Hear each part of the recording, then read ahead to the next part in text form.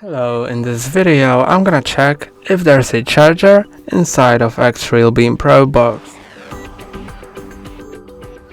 Here is Xreal Beam Pro and let's open it to see if there's a charger inside.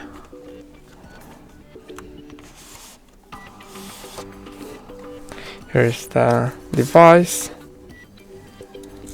and under it there's this box, and that's all what's inside.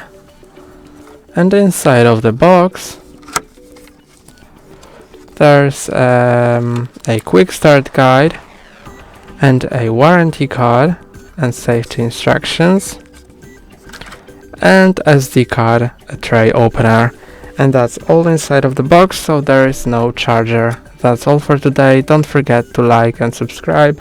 See you next time.